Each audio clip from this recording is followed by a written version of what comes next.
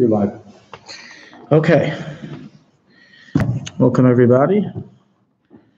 And we will begin. Can I ask a question before we start? When you wake up several times during the night, what about Modiani? Good question. You should repeat it each time? So last week we discussed about Nefil Sedayim. Yeah. We never really talked about Badani. Answer to your question is as follows.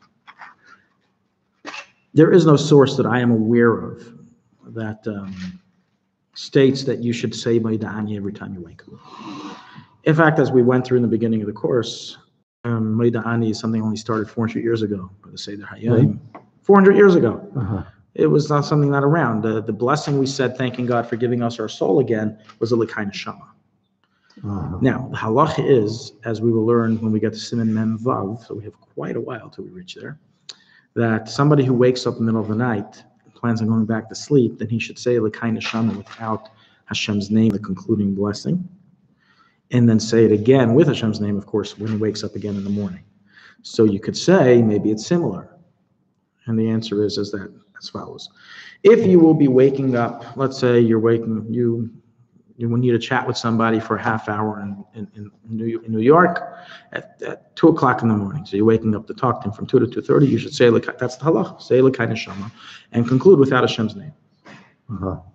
So forget about Maidani, saying L'kai Neshama. If you plan to go back to sleep. Correct. If you don't plan on going back to sleep, you can say L'kai Neshama with Hashem's name. If you plan on going back to sleep, then you say L'kai Neshama without Hashem's name, and then when you go back to sleep at 2:30, and you wake up again after a lice, you say it again with Hashem's name. Now, regarding now, if a person's only waking up to go to the bathroom for 2 minutes, then he doesn't have to say L'kai Neshama. So based on that, I would say the same thing. You don't say Maidani. Uh-huh. So you should say Modiani when you wake up for the last time. Correct. Last time. Yes. Mm-hmm. Yes. Okay, before we begin business as usual, we will talk a little bit about Thanksgiving. Today is the 26th of November and is the yahrzeit. The yahrzeit literally in Yiddish means the yearly commemoration. Anniversary. Is the anniversary of the original Thanksgiving in when it was first declared officially in 1863, by Abraham Lincoln. And so it was today, it was the 26th. We know it's always the last Thursday in November, but back it was the 26th of November. The question is like this. Is it okay to do a Thanksgiving celebratory meal? I know in America, when we grew up, everybody did it. We all did it. Everybody had their turkey, their Thursday Thanksgiving turkey, and it was just religious, not religious, from, not from. Everybody had it. Even the Chassidim had it. Everybody had it. At least where we grew up. Had it. That's what I remember. Everybody likes turkey and Thursday football. So we're going to just discuss. This is going to be, by the way, we're going to do the Lachan this week. This is a heads up, just a little bit of information on it. The question is that obviously the serious question that comes up is Rahman al-Islam, where we're commemorating, celebrating a Gaisha holiday, a holiday of Gaim. Celebrated holiday of Gaim touches upon the Isser of B'chukei let it go in the statutes of the Gaim. Also, to eat a turkey on this day, my today having a turkey suddenly, what happened? What happened with turkey? It sounds like it's a Darkei Amer. You're doing things that make no sense, which is called Darkei Amer. You're not going to do superstitious ideas that don't have anything in logic. So this question was asked to Moshe Feinstein. Moshe Feinstein asked a shayla about can Orthodox Jews commemorate Thanksgiving in the United States? And the answer basically was as follows. To say it's usher, you can't say. It's not usher to do it. But to say that you should schedule it and put it part of your calendar, in your calendar, your wife prints, if you would put on the day of Thanksgiving, don't forget the Thanksgiving turkey, and she would write this annually, says Moshe Feinstein. This is already a problem. You made a chayk out of it. You made a statute out of it. And the reason why he says that there's no issue with it is because historically, Thanksgiving is not a religious associated day. It's a day it was first done by the Indians in the 1600s, then later by the Puritans in the 1620s when they moved to Plymouth, Massachusetts. And it was on and off celebrated until 1781, I believe. Let's see what the date was. It was, I'll read it, it's 1789, when a congressman from New Jersey pressed upon the President George Washington to recommend to the people of the United States a day of public thanksgiving and prayer to be observed by acknowledging with grateful hearts the many and signal favors of the Almighty God, especially by affording them an opportunity to establish a constitutional government for their safety and happiness. And so this was the letter where it was sent to George Washington to proclaim it as a day. And he wrote, there's a famous letter he wrote, we have it here, a letter of basically a day of thanking God, giving thanksgiving to him. And it has nothing to do with Christianity, it has nothing to do with any specific religion, just monotheism, thanking the Almighty. The Rabbi, in fact, in a Sikha, spoke about this and about Thanksgiving. And that even we see that the Goyim have established this day. So bottom line is that there is no foreign religion associated with the day of Thanksgiving. It's not a Christian holiday. It's not a Puritan holiday. They also celebrated it and commemorated it, but it's not a Puritan holiday. And so there was no halachic issue with taking off from work on Thanksgiving. And if you want to eat a turkey, you're allowed to eat a turkey. There's nothing wrong with eating turkey. Moshe says that there's no document of eating turkey because why do people eat turkey? He gives a hezber for why the Goyim decided to eat the turkey. So the turkey is a big bird. You have a lot of friends and family over it. It goes around for everyone. Everyone can get a piece. You have a little chicken, it's going to be torn to shreds. It's not going to be enough. So he says that it's a very logical explanation of why we have the turkey cuisine on Thanksgiving. So it's not a chayk. But nonetheless, he says not to establish it as an annual commemoration, but just if you happen to do it, you do it. So if you're invited for a Thanksgiving dinner at somebody's house, you don't have to get all frum on them, or you don't celebrate Goyish holidays. It's not a Goyish holiday, it's just a matter of giving thanks to God. The Rabbi mentioned that we should wish happy Thanksgiving to the Goyim. Yeah, I know the Rebbe spoke about Happy New Year's. I never heard about Happy Thanksgiving. Yeah. Okay, so Happy Thanksgiving. Yeah, to the Goyim. Not to Jews? And I mean, because when you, for instance, when you Goy go to work, we're also Goy. you work among the Goyim, you know, they say happy. So yeah, there's nothing wrong. It's not a the Rebbe mentioned that. It's not a holiday of idolatry. There's no halachic question. It's not a holiday of idolatry. Suppose New Year's is. New Year's is a holiday, it's a Christian holiday. To say Happy New Year is a problem. That's his bris. To say Happy Tzemach is a problem. New Year is the bris of Yashke. It's not just that it was the bris of Yashke. It's that the Catholic Church celebrates it till today with Mass. Yeah. Yeah, of course. That's how it came about. Well, who decided that the new year begins? What's happened? Something's happened with the sun. We have every month there's a Chodesh. Look at the sky tomorrow night. There's no moon. That's why it's Rosh Chodesh, because the moon started its new cycle. What happens on the 1st of January? Absolutely nothing. Nothing. It's just somebody decided. Who decided? It was them. Catholicism. What's religious about it for them even? Catholics, they have Mass. Okay, but why are they celebrating Mass with the? Because it's a bris. There's a few days in the year in the Catholic calendar that they have Mass, that they have, a whole long procession where they have all these ceremonies, and one of them is New Year's. New Year's is like the Havdalah of those, like the Shmini Atzeres of Pesach. So they have it in two times that week then. Yes. They have a big one on that. I told you, it's like the Shmini Atzeres, like the end of the holiday. Yeah. They copied us again. I once had a Rav. I did a Deiwach on this a few years ago. And I had a Rav from another country write to me. He never heard of such a thing. That New Year's is a Christian holiday, and that you now created this whole shiloh. If you could say Happy New Year's, my whole life I've been saying Happy New Year's to people. I've never heard of such a thing. And I told him, what do you want from me? It's a Beferish Ramah. It's a Ramah. The Ramah writes, Simon Kuf Vav in Yeridea. The Ramah writes that it's a Christian holiday. They believe it's a holiday. So at the end of the day, I asked this rabbi, tell me something. Are you well versed in Catholicism? He says, no, I never studied. He says, so what are you surprised that you didn't know? You never study Catholicism, so I understand that you don't know, and you should understand also why you don't know. But if you study it, you see, they believe that this is the day. They actually took it out, so most Shulchan Aruchs won't have it. The Catholic Church snipped it out of the Shulchan Aruch. They censored it. So most versions of Shulchan Aruch, it will not say that Tzemach and New Year's is a Gaisha holiday, is a Christian holiday, is an Avodah Zarah holiday. How do they have any control over our Shulchan Aruch? What are you talking about? The whole publishing press was owned by the Catholic Church. The church censored everything. They own publishing presses. What do you mean? They didn't give a license. Not these days. Of course not these days, but since the 1500s it's been censored, and people are printing it based on what was, no, we have. Shulchan Aruch Hashalim printed, yes, Shulchan Aruch Hashalim printed it with the correct version. But other Shulchan Aruchs, even new prints like Shulchan Aruch and Bayer, you look in it, you can't find it. It's not there. Put it back in. What do you mean? Gemara Shas also, most Masechtas of Shas that are printed today don't have the censored parts yet. Only the Maduros Shleimus, only the new Maduros do. Special publishings. Yeah. Okay. We are in middle of Siman Daled. We're in chapter 4 over here in the book. We're going to read inside.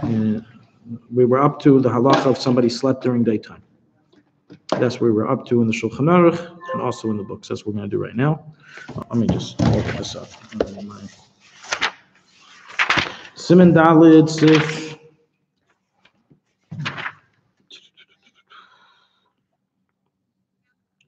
Sif Tesvav. So last week we learned that if somebody fell asleep at night and they slept for 60 breaths, which we said is a half hour, then they have to wash hands and follow all the restrictions. They can't walk 4 amas, or if they don't have room to bring a negovasser, they should walk less than 4 amas at a time, etc., etc. Now, do you wash with the blessing the first time? The answer is no, unless you woke up after chatzos or you're up. You woke up before chatzos, but now it's after chatzos.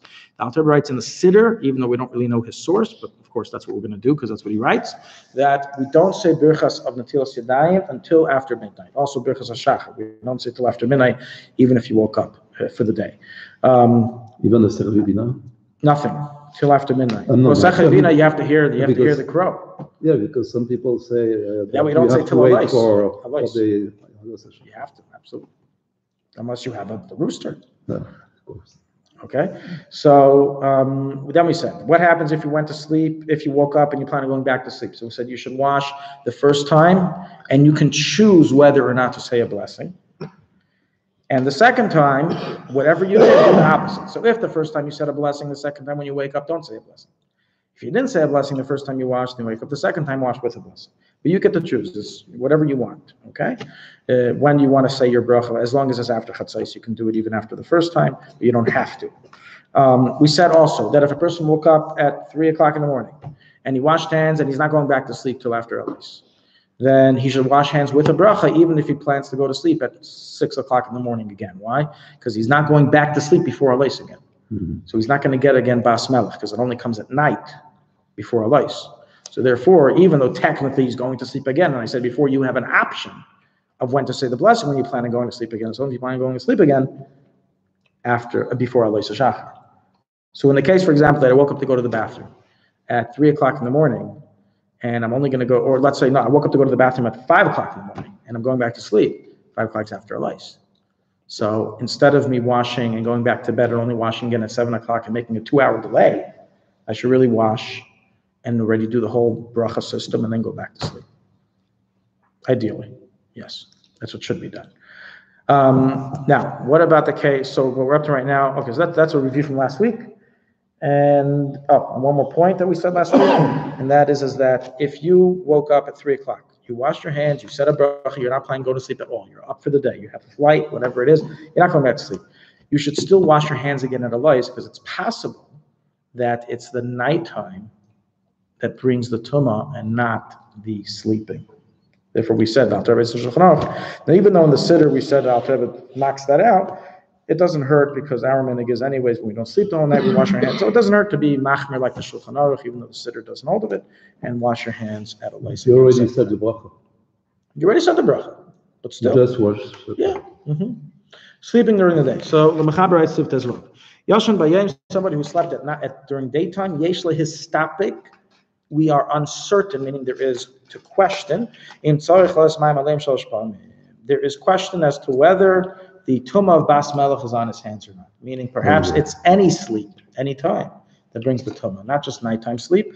And if we say Bas Melech is on his hands, then we need to do, the 3 washings. If not, then he doesn't have to. And it concludes the Ramah, v'yitlein b'lei bracha, he should therefore wash his hands without saying a blessing. So let's just see here how the Alter Rebbe writes this. Bottom line is, the Alter Rebbe writes is as follows.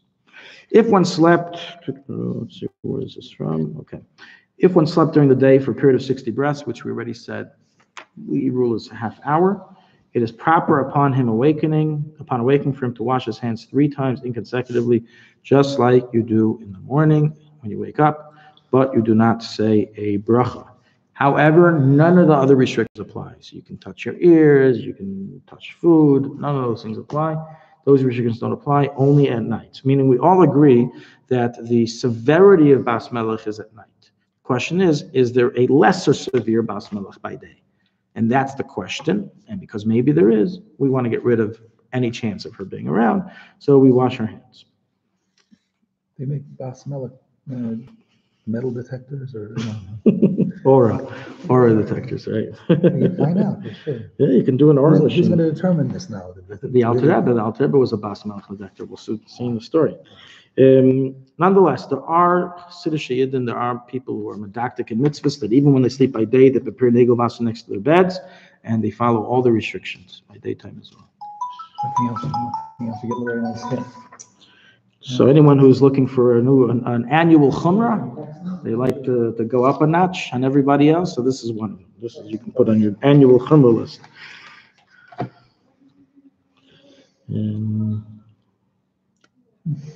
Okay.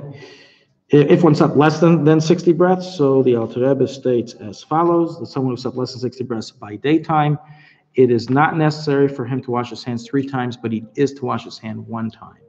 We're going to discuss that next in chapter 5. It's as if daytime and very light situation. Less than a half hour, basically. What if it's less than 60 breaths at night? We already discussed that last week. So we said at night, less than 60 breaths at night, you don't know nothing. You don't have to do anything. So why? Well, just wash 1 time if you're getting up and starting your day, because we're going to learn in chapter 5 in the book Tzemach that there's certain things that always require a single washing due to a light impurity. Okay, so day and night are the same so far until further. If correct, with less than 60 breaths. However, by daytime, if you didn't sleep a half hour, you could be lenient, like the opinion says. A half hour is what 60 breaths is. But at nighttime, where we have the powerful Bas Melech, we said last week, you should be stringent with 3 minutes. Try to be stringent with 3 minutes to wash your hands. Okay, now here comes the next halacha, which tells us a little bit about David HaMelech's sleeping schedule.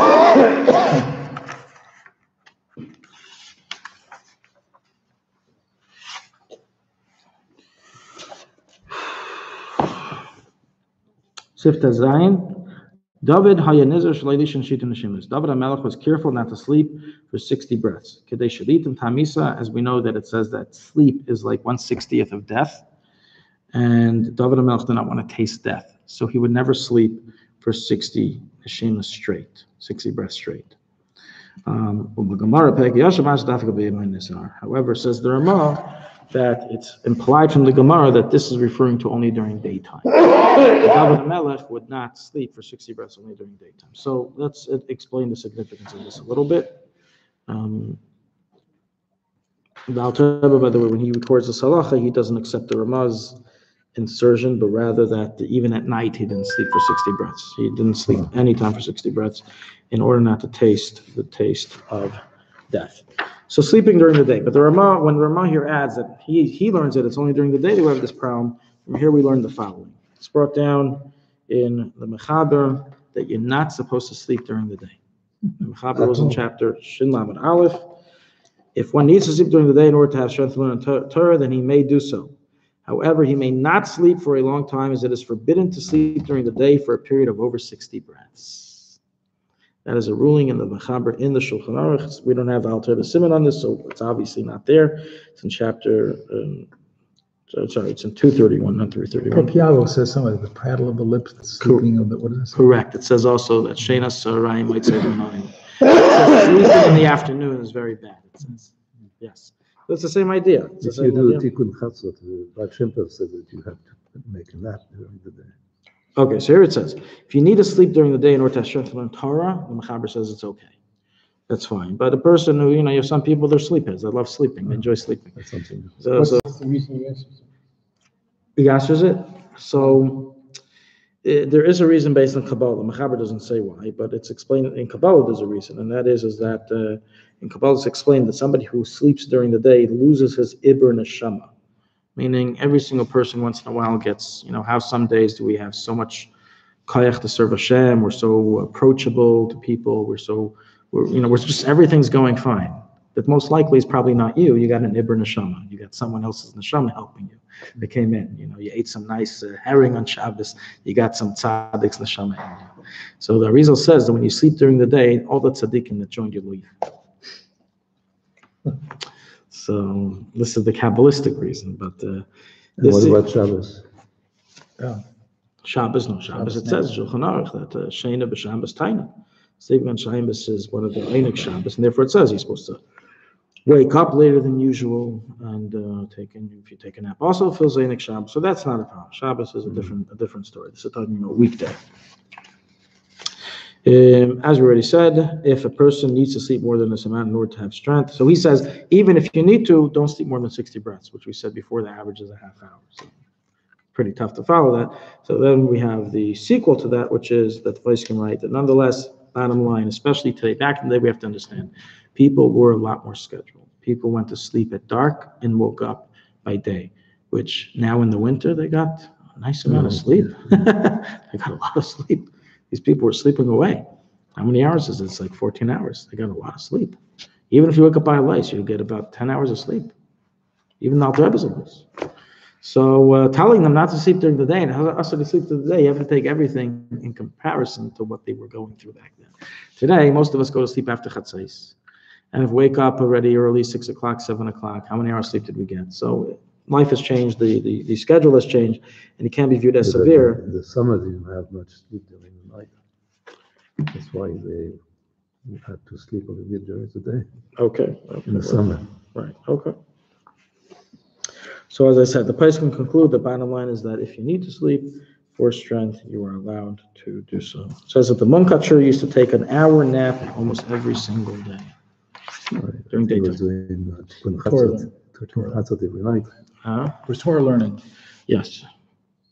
As you said, on Shabbos is a mitzvah to sleep. Furthermore, based on Kabbalah, is a mitzvah to always sleep for some time on Shabbos afternoon, and so is the custom of the Arizal. All the secrets of Torah are revealed in the Beis Medrash Elyon on Shabbos afternoon. Erev Shabbos too, I thought there was a custom of the Arizal. If you are working, It's custom of Baal Shem Tov. Baal Shem. It's custom of Baal Shem Tov and the Alter Rebbe to sleep by Bein HaShemashos of Shabbos, entering into Shabbos. All the secrets were revealed to them. We can't get the holiday off the show then. we have to try that. The way to fulfill that is by, starting from this week, have someone give a big, nice drasha every Shabbos between Mincha and Ma'ariv. Believe me, a number of people will fulfill this custom.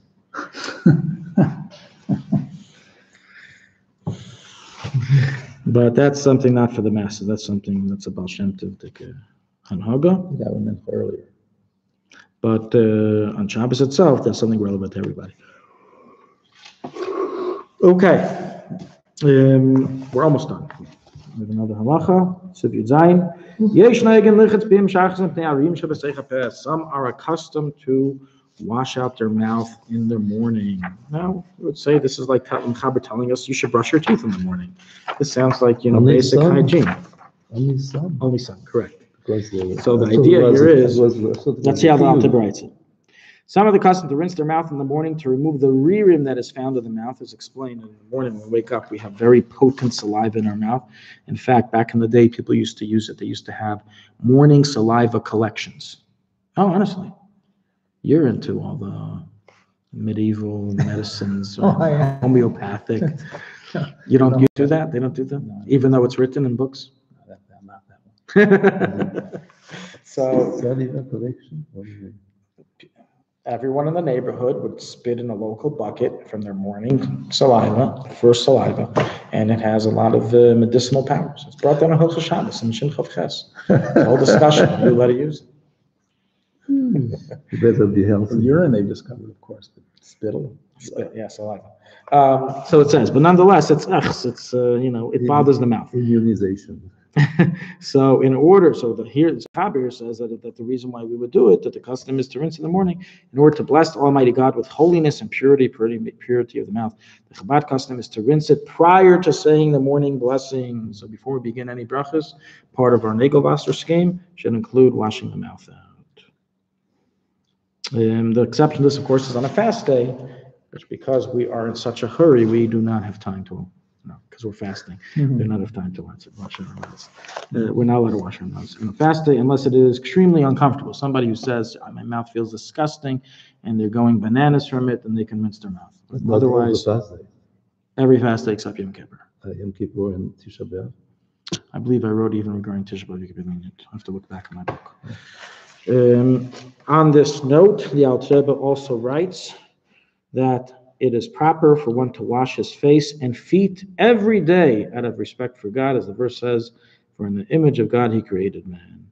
And he says, so basically, Alter Rebbe says before davening, well, he doesn't write the words before davening, but that's the intent. It's part of your morning activities that you do before you get moving, which is to wash your face and your feet. The Shulchan writes that when we go to mikveh in the morning, we fulfill this. So this fulfills this aspect.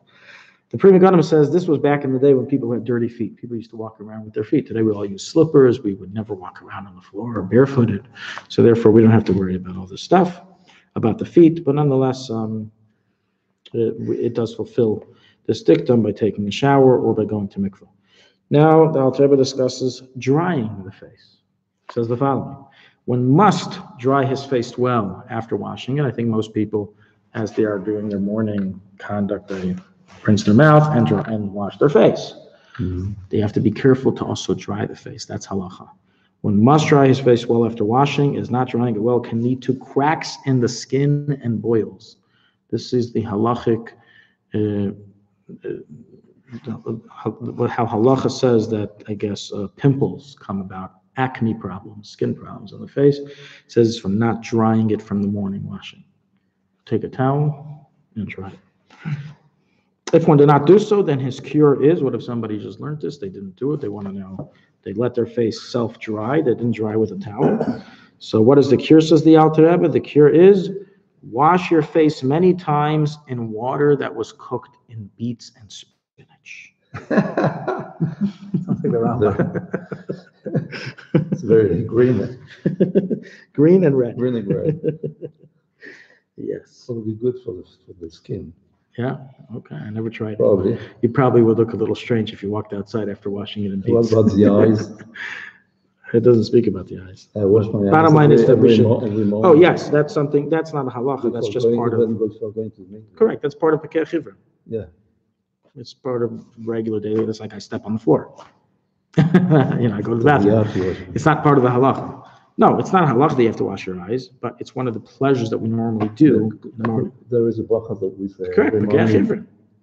Pekeh Ivrim is for washing the eyes. No, the first one. The first, the second one. That's what I heard when I was in Paris. Amavrshena. The last one. Yeah. The Seder, the point is that that's a pleasure that we receive. It's not that halacha says you have to do it. It's a pleasure that we receive, and therefore, since most people do it, you should do it. Absolutely. You should do it because you should also put on leather shoes. You should do all of these different things that we say a bracha for, 100%. But what we're saying now about washing the face, that's nothing to do with the morning blessings. It's not because we say a bracha on washing the face. We don't say a blessing washing the face. So that was regarding drying the face, and then we have about drying the feet. The Alter Rebbe writes the following, that one who places socks or shoes on his wet feet, meaning his feet were wet after bathing and he didn't dry it, it can lead to blindness, Rahmana Litzlan. And therefore he says it is an obligation to dry the feet before you put on your socks or shoes. However, The widespread custom of the world is not to be careful in this, and we aren't careful to always dry our feet before we put on our socks, unless the doctors told you otherwise. And the Tzemach Shekel says that by matters of danger, once the majority of the world, the masses, begin ignoring the danger, Hashem has to turn on the button called "Guard the Fools," Shemer Psoim Hashem, and protect from the danger. It's a very interesting concept. That there's, of course, we don't say that if the Yidden suddenly stop doing a halacha, then Hashem says, "Okay, I'll turn that mitzvah off. No more mitzvah." It's an aveira if you don't do it forever, for eternity. But with matters that aren't intrinsically mitzvahs are theirs, and they're just matters that we have to keep due to sakana, and especially if it's not logical sakana, it's segula sakana. Like, what on earth is trying your feet of doing blindness? Where's the connection? We don't understand. And people aren't careful in this anymore, so Hashem has to then enact the protect the public. He has to then become the public defender. And now nobody has to worry about it anymore. And therefore, even someone who learned this halacha, they don't have to be careful to dry their feet, because since the world is ignorant, Hashem protects him as well, even though he's not ignorant. The Rebbe said we have to dry our feet. No, the Rebbe defended this, actually. When we get up before getting out of the mikveh. The Rebbe defended this. The Rebbe defended this as a sikha. I read something about the Rebbe's sikha that's it could be very dangerous not to dry your feet when you get out of the mikveh. Correct. Time. Correct. The Rebbe said, the Rebbe defended the practice of not drying your feet. Again, the halacha is you have to dry your feet. Yeah. Master Shekel says the world's custom is not to dry the feet. And it's okay. The Rebbe defended that and said, furthermore, by not drying the feet, you fulfill actually a mitzvah that the Arizal says you should never dry the water of the mikveh from your body, especially in Erev Yantif. Let it sink into your body, and you can fulfill that with your feet, letting your feet, not drying them. That's enough. That's what the Rebbe says. Yes. That was the Rebbe's motivation for that? Well, first he explained and defended the fact that God protects us since we're not careful. There was this whole idea of Shem P'sayim Hashem was the whole major debate in the 70s regarding cigarette smoking amongst the Paiskim. Some Paiskim wanted to, back then in the 70s still, or the 60s definitely, many from people smoked. It wasn't yet well known or well internalized to people that it was dangerous and it was unhealthy.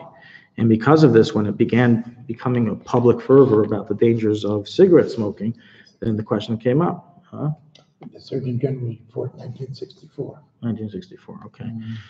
So that's when it began making a lot of noise, and the Paiskim had to now voice opinions. What do we do? There were many Paiskim themselves that smoked. They were chain smokers. So what do they do? So there was a big debate. You had some Paiskim, the Moshe Feinstein took a very strict approach. Absolutely nothing doing. Dangerous. It's sakana. You can't smoke. But there were Paiskim who wanted to use the Shemer P'sayim Hashem button. Majority of people do it. Majority of people don't view it as a danger. They do it. They're addicted to it, and therefore Hashem protects. So the bottom line is that, again, this is a school of danger, but there it's a physical danger. It's a physical danger. Yeah, but it's something to be public. That it's dangerous. Today, nobody. That was back then. The 60s, but right. So we cannot use this. Correct. Back then, that was the debate. Today, everyone agrees it's dangerous. It's usher to smoke. Absolutely usher to smoke. Smoking a cigarette is like eating chazer. There's no difference. One is eating. One is isser. One is an isser of kashrus. One is an isser of guarding your health, which is even in a certain sense worse than So you need sugar though? No, I'll get into that. There's so many things that are considered dangerous that I have not been excess subject of loss. Right. So correct. And excess of sugar is dangerous. The problem is that we all know that cigarettes are addictive. That's the problem. Well, even if they weren't, they were dangerous. It's not a problem. I mean, even if they weren't addictive, but they were still dangerous, it would be part of the subject of the halacha, right? Anything that is, marijuana, for example, is a true usher of Maisha, same idea. Alcohol, drinking. Rabbi said about marijuana that it's dangerous to psychologically. Yeah, that too. But it's used for medical stuff, and so that's different. Yeah, sick people need to take medicine. It's medicinal. Okay.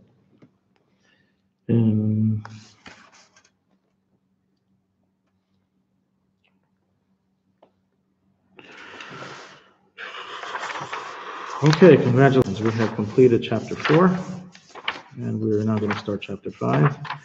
And this is our final chapter. And in this book, but we're going to be doing that. Chapter 5 is based on Sif Yud Ches. Chapter 5? No. What's after that? All those pages.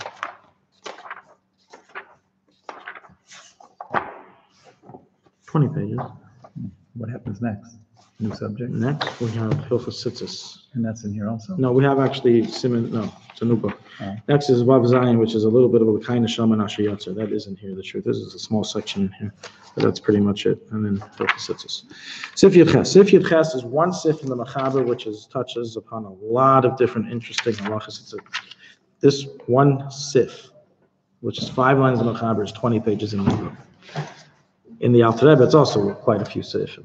It's much longer than what is Mechaber. And it basically is dealing with, once we began discussing washing hands in the morning, it began, let's just throw in there all Jewish ritual washing. Anytime you have to wash hands. And so it goes through cutting nails and different things like that. When do you have to wash hands after certain actions? That's really the topic. Tisidayim after selected actions. So let's see inside. Elu devarim. These are the actions that require, the person does them. He's required to wash his hands b'mayim, in water, after doing them. See the list. Hakam mehamita, someone who rises from his bed.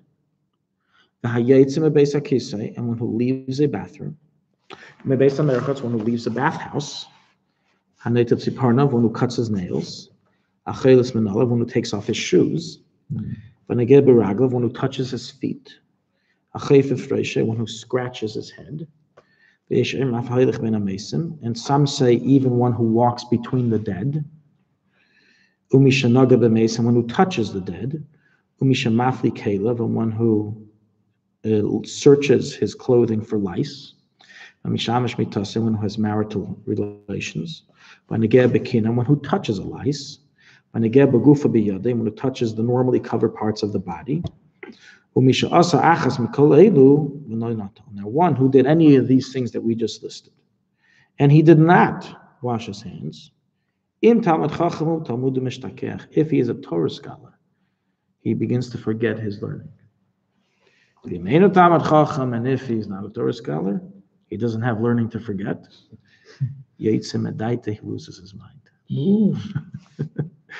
So this is a good reason to become a Torah scholar. A good incentive. How was rising from the bed included here? That seemed to be covered already in the previous section. Rising from the bed is a different amazing question. That's why we have 20 pages here to discuss all the details. It's a different rising from the bed, obviously. You're right on ball. All right on the ball. Okay, good. Let's just do one more, which is still covering this. Hamak is dam. One who does bloodletting. But which bloodletting specifically from the shoulders? Do they still do that in the other type of medicine? I take one little white ball every now and then. I don't do all these weird things. Oh, you don't do these weird things? Not those weird things. Okay. So those who do bloodletting from the shoulder, whatever that is, I have no idea. And didn't wash his hands, mefachet shiva yamim, will have inner fear for 7 days. He'll be paranoid that the CIA is after him for 7 days. The one who cuts his hair. Notice how we didn't mention cutting the hair in the previous if about washing. One who cuts his hair, not wash his hands, has inner unexplainable fear for 3 days. One who cuts his nails and doesn't wash his hands, he only has 1 day of fear. And he has no clue why he is scared. It's just an inner paranoia.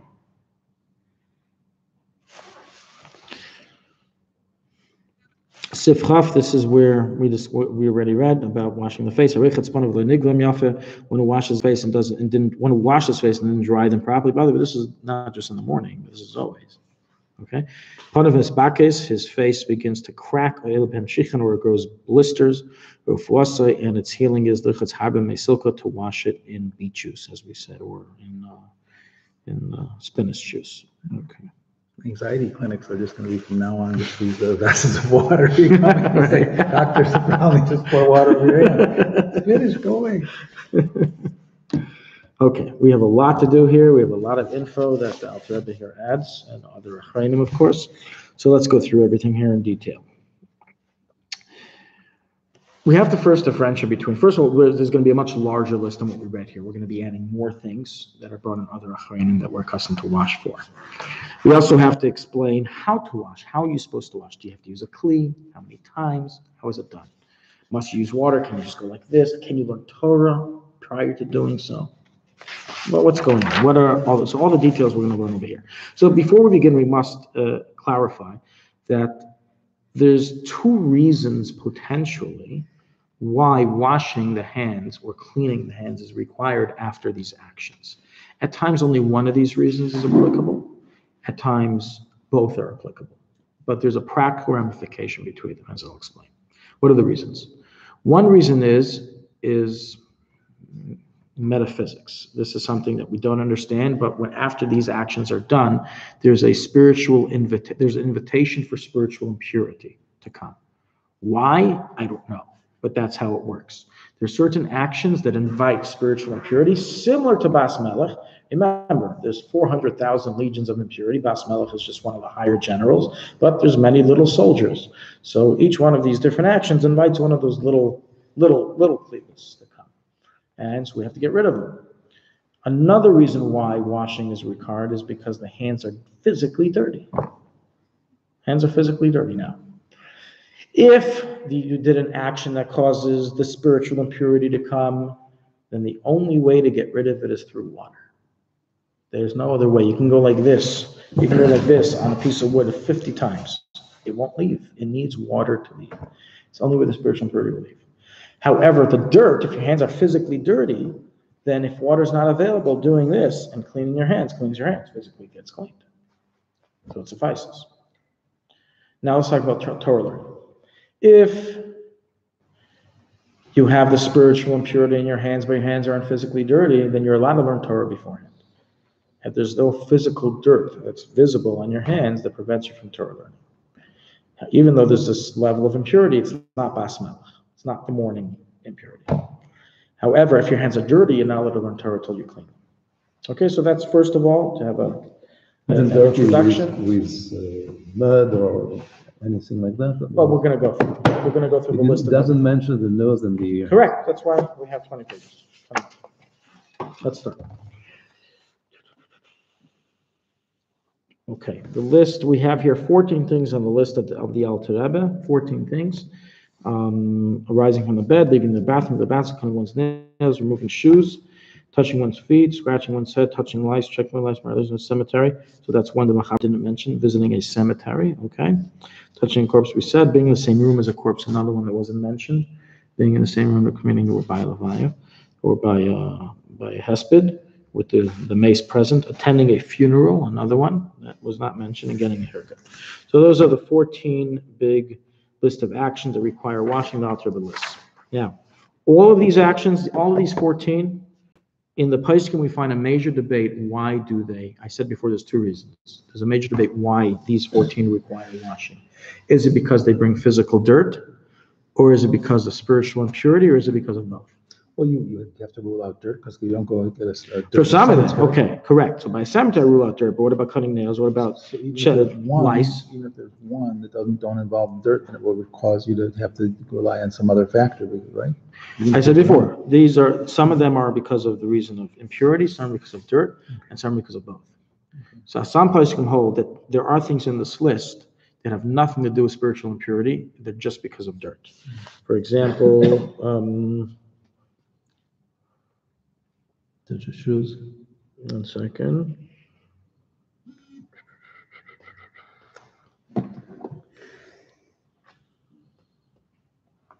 Right, shoes.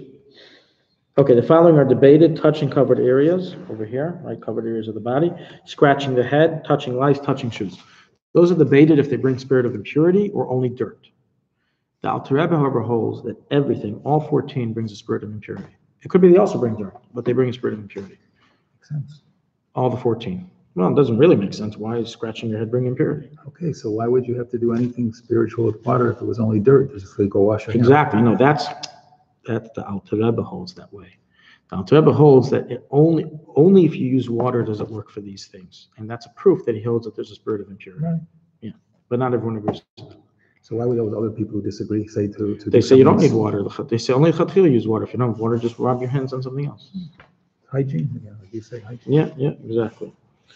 Okay, so now we're going to go through the details of the washing. So we already mentioned that for all these 14, as opposed to another list that 30, the hands we're going to mention later, you must use water. Okay, it only works with water, nothing else works. So rubbing it on something doesn't help. You cut your nails. I'm lazy. I'm just going to rub my hands. What are you doing? It doesn't do anything. You need to get water.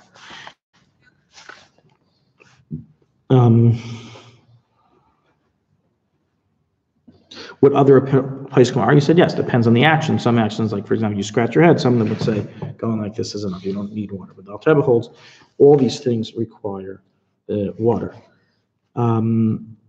How soon after the action should you wash your hands? The Alter Rebbe doesn't mention this, but the other place, the Magen Avraham, the Rabbi, and others all say right away, immediately. We don't want to become crazy even for a second. Right? We don't want to lose our time even for a second. You should wash your hands immediately after these actions are done.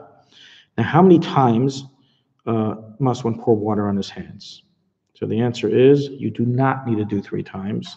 As you do when you wake up in the morning, you only need to do 1 time. A single washing suffices. With the kelly? Kli the Alter Rebbe doesn't discuss. But this he explicitly writes, you do not need to do 3 times, only 1 time is necessary, okay? So after all these things we just said, cutting nails, bathroom, everything we just said, you only have to wash your hand once. Now, do you need to use a Kli? The answer is, this is a machlekes and Poskim. Some say that you don't need to even use a Kli, you can just turn on the faucet and wash your hands, and that is the main opinion. However, the Shloh HaKadosh says it's best to use a vessel, and practically we try to be machmer. So number 1, we try to be machmer to use a vessel, to wash with a vessel after these actions, but if you don't have a vessel readily available, just turn on the sink and wash your hands under the sink. That's number 1. Number 2, by some of these actions, as we will go through individually each one of them and discuss them, we have added the custom of washing just like we wash in the morning. We take a clean, we wash 3 times like this. Even though we just read we don't have to, after every use you don't have to. But by some of them we have accepted to be more machmer. We're going to go through them later. Okay.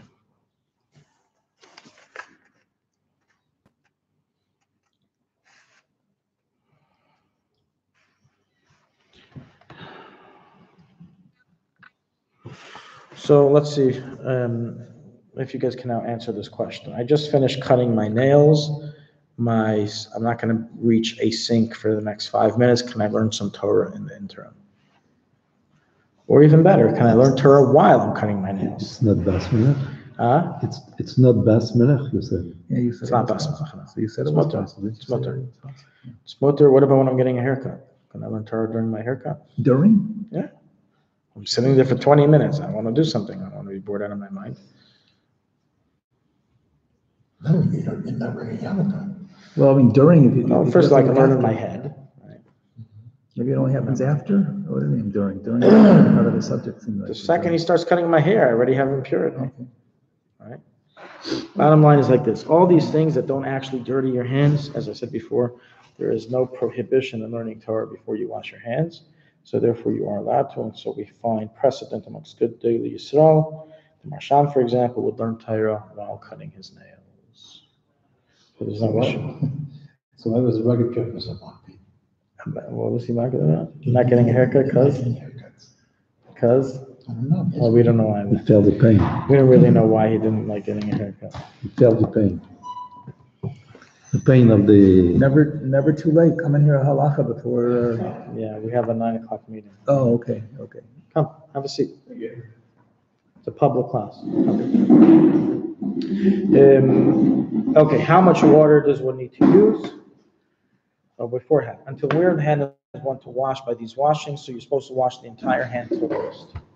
Okay, till here, just like we would in the morning, until the wrist. Regarding how much water, we should try to use a revius of water, even though it's not written explicitly, that's the amount of water that one should try to use. Now, can you wash your hands over food, over, kalim utensils that are in the sink? We have impurity on our hands. Over food, no, but maybe getting Have dishes in the sink. dishes, but they're gonna be washed anyway. So some write that you shouldn't. We don't even want mini tuma, mini klippas on the foods and on the vessels. But nonetheless, bottom line, there's no real prohibition, especially if you're going to wash the dishes anyways. Yeah. Right? You're not washing it over your clean dishes. So, definitely the leaning approach is to be lenient regarding this. And food. You don't need food. Well, food you can eat, so don't wash it over your food. Meaning, for example, let's say you went to the bathroom, you're washing your hands, and you have, a bowl of lettuce soaking in your sink. Move the lettuce. Move the lettuce. So, minadin if you didn't. Now you have to call up the Rav. What do I do? No, it's okay. Everything's wash it. Wash the lettuce. Worst comes to worst, you wash the lettuce. There's no minadin tuma like there is in the morning washing. It doesn't say that after washing the hands in the bathroom, you have to throw out the water. It's not the same level. It's a very miniature tuma. But nonetheless, the best thing is to avoid doing so. You have to educate children to be careful in these washings, all these different, you scratch your head, you wash your hands and everything. So definitely below the age of chinuch, there's nothing to talk about. You don't have to educate about any of this stuff. So definitely until about age 5, 6, 7 years old, you don't have to educate them in this. But once they've already reached the age of understanding that, certain actions dirty the hands and certain actions bring tumah into the hands, then you're supposed to try to educate them in this. The problem is that children use these halachas to cause mischief in class. So the child will scratch his head and tell his teacher, I have tumah on my hands. I can't learn Torah anymore. I can't, And if the teacher didn't learn this halach as well, so he won't know to tell him, just go like this on the table. They really think that he has the rest to wash his hands. So, you have to know, I wrote this in notes, in order not to disturb the order of the class, it's suffices for the child to clean his hand on the desk and the like, and he can save his washing for later. What did we say before? We said before, if you don't wash, you won't become a Talmid Chacham. If you don't stay in class, you definitely won't become a Talmid Chacham. So it works both ways. Scratching the head one is one that only requires. That dirties the hand. That definitely dirties. Yes. No, it requires washing as well, but the rubbing suffices to allow learning Torah. It suffices already for allow Torah learning. So every educator has to be a chacham and not let the kids take over the class. Remember when we were in second grade in New York, a yeshiva called Shari, what was it called? Chastei Torah. We one day came into class, we had this brilliant idea of how we would be able to not learn that day. We took the chalk and we wrote Yud Kei Vav Kei in the whole entire board. Oh, boy. That's vicious. The teacher came in, he didn't know what to do. It was a whole balagan. They had to call the principal called the Rav. I don't know. I think what they did was they literally took out the board and they brought a new one in. What did you do with the other one? I was second grade. Use that? I don't know. Smart kids, second grade, they knew how to do that. Yeah, we did it, yeah. You should have done it again. But we probably got into big trouble. But that school actually, about 2 weeks later, a kid burnt down the whole school. So there was no more school anymore after about 2 That's weeks. the real way to do Yeah, it was pretty crazy, second grade. It's in, no, the kid who burnt down the school was in the second grade. He was an older kid. But he burnt down the whole school, including second grade. Okay, we're going to complete here. Next week, Hashem, we're going to finish this chapter 5. Yeah. Some